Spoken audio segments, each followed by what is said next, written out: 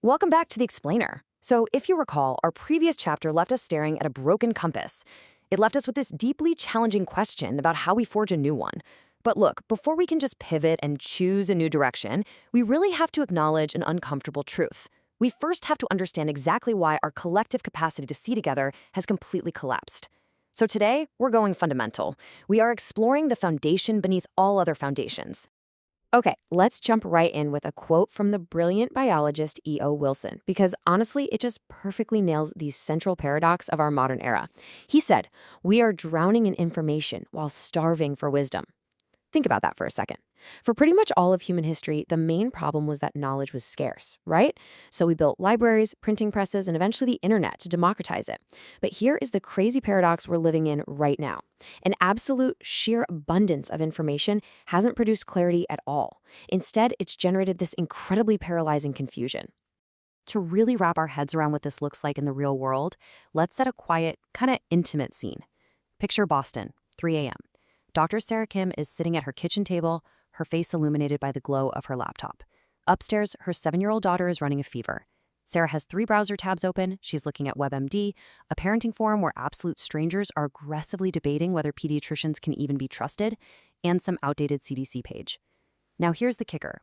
Sarah is an internist. She has 15 years of medical experience. She absolutely knows this is almost certainly just a routine viral fever. You just watch and wait.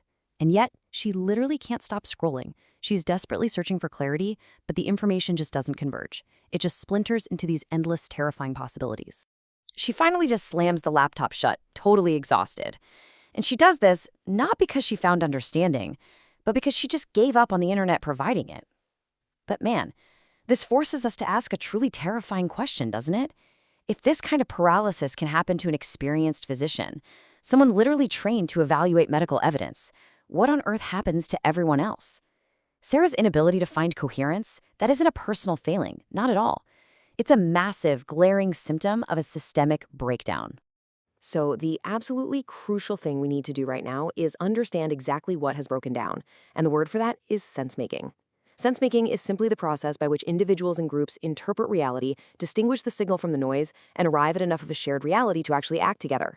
It is the core prerequisite function of any functioning society. Seriously, think about it. Whether it's climate change, public health, regulating tech, literally none of these crises can be addressed if we can't stabilize our shared reality long enough to reason with each other and coordinate our actions.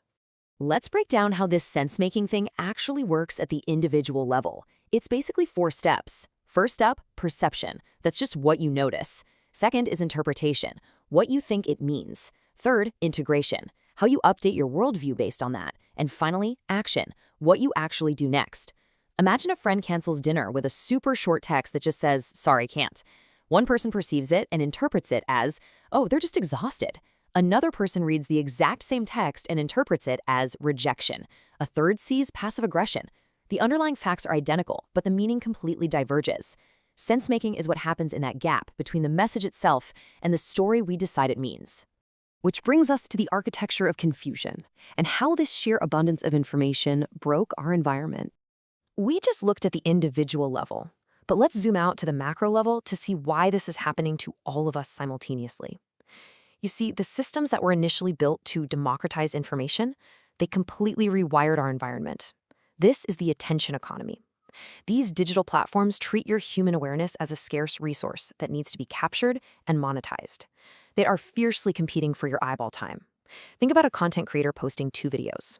One is careful, it's nuanced, it's balanced, it gets maybe a few hundred views.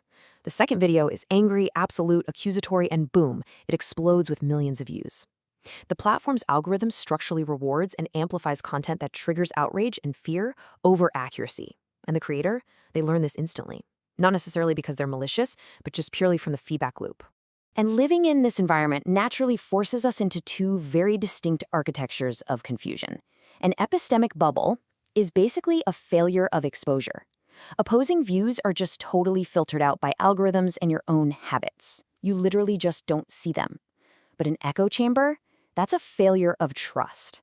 In an echo chamber, you actually do see opposing views, but you've been deeply conditioned to preemptively dismiss them as malicious or entirely illegitimate. Echo chambers are so much more destructive because they train us to view the other side as just a cartoonish villain. When a source gets shared, it's instantly slapped with the label of propaganda, and the actual content is never even evaluated. So what happens when shared reality becomes optional? Let's look at stress tests and the weaponization of information.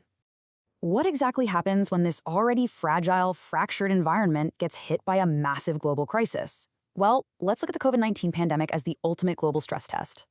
A coherent response to something like that required several key things: evolving science translated humbly, solid institutional trust, leadership that didn't weaponize the uncertainty, media that could actually handle complexity, and some basic social cohesion. But what happened? Every single one of those layers fractured. Scientific guidance evolved, which, by the way, is exactly what it's supposed to do under uncertainty, but because the public was already in echo chambers and trust was at rock bottom, totally normal scientific updates were interpreted as active deception. The exact same event generated two entirely different realities: science is learning versus institutions are lying to us. We weren't just disagreeing on policy anymore, we were fundamentally disagreeing on reality itself. And of course, we have to recognize that this collapse isn't always an accident. Often, it's actively cultivated. The weaponization of information involves purposefully flooding the zone with contradictory claims. Bad actors exploit these engagement algorithms. And here's the brilliant, awful part: they aren't even trying to push one specific lie. Their goal is actually to destroy the very idea that truth can be reliably established at all. Because when people no longer believe that truth exists, they become incredibly easy to govern through fear and spectacle. The real-world consequences of this dynamic are just absolutely devastating. In Myanmar, for example, we saw a documented horrific atrocity where platform algorithms, again, optimized purely for maximum engagement, amplified inflammatory and dehumanizing content on a massive, massive scale. This directly contributed to mass displacement and real-world violence. As our source material points out quite starkly, this wasn't a glitch. This was a highly predictable outcome of an incentive design that maximizes attention while completely externalizing the real-world consequences. When your information ecology is poisoned, manipulation becomes incredibly profitable. Which brings us to a terrifying new asymmetry. I want you to meet Marcus. Marcus is a content moderator for a major platform. He has an impossible task: reviewing a never-ending queue of flagged posts. But here's the catch: artificial intelligence is driving the cost of generating bespoke, highly targeted manipulation down to practically zero. So Marcus is sitting there, reviewing fake images, fake articles, fake videos, all of which are improving way faster than his human brain's capacity to even detect them. Our source describes Marcus's situation so beautifully and so tragically. They call him a person with a bucket facing a rising flood. I really want us to hold on to that metaphor for a second. A person with a bucket facing a rising flood. It just perfectly captures the sheer futility of human moderation trying to fight against automated infinite amplification systems. The gap between attack and defense in this information war, it's widening every single day. But it's not all doom and gloom. Let's look at the seeds of reconstruction and where sense-making actually still works. I want to shift the tone here because it really isn't just a story of complete overwhelm. Our shared reality hasn't completely collapsed everywhere. Look at these islands of functional sense-making. In highly technical domains like aviation or medicine, shared reality still holds up quite well. Broad scientific consensus still functions. Collaborative platforms like Wikipedia manage to maintain remarkable accuracy. But I really want you to look at local municipal governance. Picture two politically opposed neighbors passionately arguing at a city council meeting over, say, a contaminated local well. Because the stakes are concrete, the test results are public and shared, and the accountability is totally immediate. I mean, they're going to see each other at the grocery store tomorrow. Sense-making actually holds. The disagreement stays human. We also have these incredible real-world experiments proving that we can intentionally rebuild this. The Irish Citizens' Assembly is a totally prime example of something called deliberative democracy. They randomly selected ordinary citizens, gave them shared facts, access to various experts, and most importantly, actual time to just sit and think in a circle, not a screaming match on live TV. And the result? People reasoned their way through deeply divisive, highly emotional issues, and they actually changed their minds without any humiliation. The room wasn't magical at all. It was simply engineered for understanding rather than spectacle. So how do we rebuild our shared reality? Let's dive into the 4 levels of reconstruction. The big question is, how do we scale those little islands of functionality? Well, rebuilding our collective sense-making is going to require a massive, multi-layered framework, and these 4 levels are deeply interconnected. First, infrastructure. We literally need digital platforms designed for integrity, not just harvesting attention.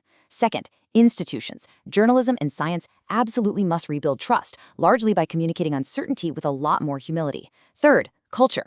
We need societal norms that actually reward truth-seeking instead of just cheering for a quick tribal victory. And finally, inner capacity. As individuals, you and I need the discipline of attention and the emotional regulation to actually tolerate uncertainty, because sense-making is an entire ecosystem. If we just go in and fix the tech infrastructure, but we totally ignore our own inner capacity, the whole system just remains completely vulnerable. Let's bring this all the way back to where we started. Dr. Sarah Kim sitting all alone in her kitchen at 4 a.m. After drowning in that agonizing information spiral, she actually did ultimately find coherence. How? Well, she closed her laptop. She trusted her years of medical training, her direct in-person observation of her daughter's breathing, and her own grounded judgment. Yes, the noise of the digital world is absolutely deafening, but right beneath it, our foundational capacity for clarity is still there. It just proves that true, resilient sense-making is inherently grounded, it's human, it's relational. And that leaves us with a pretty profound final thought for today. Restoring our sense-making is vital. It gives us back our shared reality. It allows us to coordinate and survive.